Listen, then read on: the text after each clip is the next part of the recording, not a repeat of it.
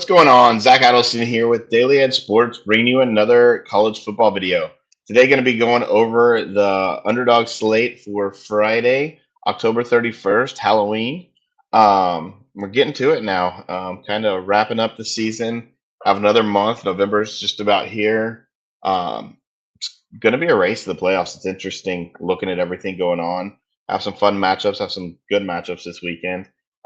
But get started going over this Friday slate. Some decent games, some fun games here. We got Memphis at Rice, UNC at Syracuse, and Sam Houston at Louisiana Tech. Not the best, but a fun Friday night slate. But yeah, if you're not in Daily Ed Sports yet, you need to get over there. We have been killing it with football. NBA's getting going, getting a ton of top plays there. The tools are really getting dialed in now, and yeah, just ready to win. It's the best time of the year. It's the most profitable time of the year. It's one of the most fun times of the year. Some really big slips start getting hit. Um, Once you figure out all the usage and everything, it's really easy to kind of plug in those stats. Basketball is the most analytical game for sure, and yeah, just a really good time of year to be in Daily Ed Sports. If you're not over there, sign up today and come and join us. Yeah, let's get going on the slate.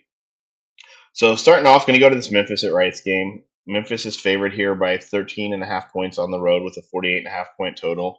Memphis struggled a couple games ago against UAB when they lost their quarterback, Brendan Lewis, but came back last week and beat USF, and a little bit of a shocker. Everybody kind of had USF penciled in as one of those teams that was probably going to be considered for that group of five spot if they could just win out, and they didn't. So yeah, going to go look at Brendan Lewis here. Kind of look at his past couple games. Against Tulsa in a blowout, had a real big game there, went for 266. Got hurt against UAB, only threw it 10 times, so can't really consider that game. And then come back last week against USF, just really went off. 307 yards, big game. Now he's facing a Rice team. They've given up at least 248 passing yards in 4 of the last 5 games. And I just think this number's a little too low. This 221. They're decent favorites here. It's supposed to be beautiful weather. I'm in Houston, games in Houston. Supposed to be beautiful weather here, so I don't have to worry about that. They're really getting going. I think they're still in the shot for that American Conference Championship game. So I think they're gonna really try to put their pedal to the metal here, get things going, and get Brendan Lewis going. Um, Looking back, wasn't doing a ton, but he's really, really stepped it up the past couple of weeks, and I think they keep that going here. I'm going to pair that with place I really like here. One of his receivers, not his top receiver, but it's actually his second receiver, and that's Jamari Hawkins. You look at what he's done in those weeks that Lewis has really gotten going. He has 110 and 85 receiving yards. He's actually gone over this line in all but 2 games this year. The 2 games were against UAB where Lewis got hurt, and then against Arkansas, which was a little bit tougher matchup for him. They didn't, come out ahead in that game. That was a big turning point for Arkansas in the season. But yeah, just a really good spot for Hawkins here. Pair him with Lewis. Before last week, excuse me, wrong notes there. But in the 2 games he's not started, he struggled, or that he but the 2 games that he started, the last 3 games, 110 and 85 receiving yards, just getting a ton of usage, ton of work. Yeah, he leads the team and averages over 17 yards per catch, and he catches over 80% of his targets. He's just a really good receiver, really solid player. This is a really good number for him, and I like this pair here a lot for this smaller slate. The last place I'm going to go here, I'm going to kind of, for now, there's not a ton of props up if you look at this Syracuse game. You can see UNC has like nothing. They have a receiver and a quarterback. It's just not fun to try to guess what UNC is going to do right now.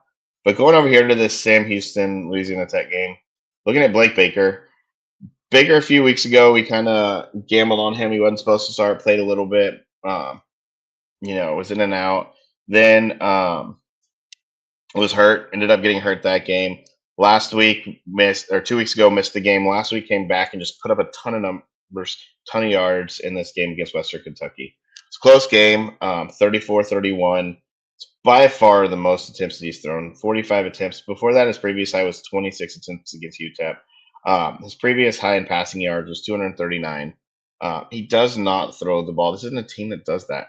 Now they're going and playing Sam Houston at home in a game where they are favored by 16 and a half points. Um, and there's no reason for this number to be this high. Um, I think this number should be closer to, maybe 245, 250. Sam Houston is not a good pass defense. That's one thing. If you look at fantasy scores, they're ranked last in the country, but they haven't given up more than more than this number, more than I think 255 yards since they played Texas back in September. So they're giving up a lot of yards. They haven't given up 265 yards, and Blake Baker doesn't throw for 265 yards. That's not what this Louisiana Tech team does. So just another place, I think it's a good spot to hit the wrong spot. Go under on this 264 and a half passing yards. I think that number is going to come down. I'm doing this on Thursday. I think by Friday that number will come down a little bit. Wouldn't play it much under 255 just because again it is a bad defense. That being said, I think very easily he could end up with 220 passing yards here. They're not going to need to pass the ball. They're going to be able to run the ball. They're going to be able to do whatever they want.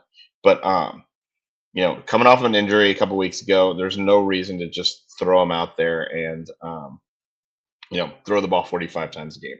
They did that last week in a close game against Western Kentucky. They don't need to do it here. So going back over what we have Brendan Lewis over 221 pass yards, Jamari Hawkins over 41 and a half receiving yards, both of those for Memphis. Then Blake Baker under 264 and a half passing yards. It's a good start to the weekend, good spot to start.